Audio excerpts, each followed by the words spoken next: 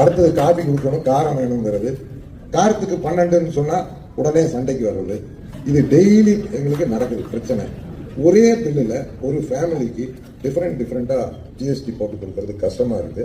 ஒரு பன்னுக்கு ஜிஎஸ்டி கிடையாது, பன்னுக்குள்ள ஒரு கிரீம் வச்சுட்டு அதுக்கு 18% ஆயிடும்.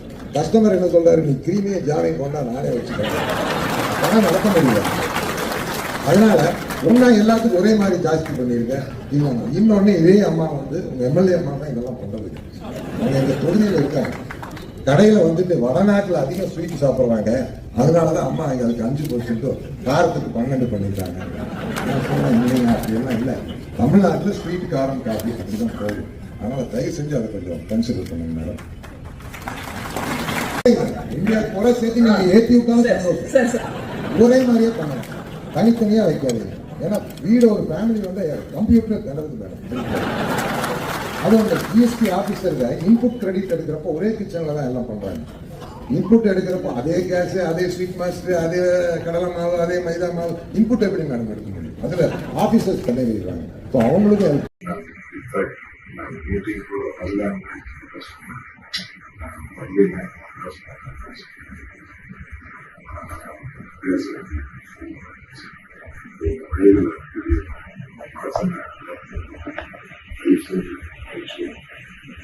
இந்த பார்ட்டியும்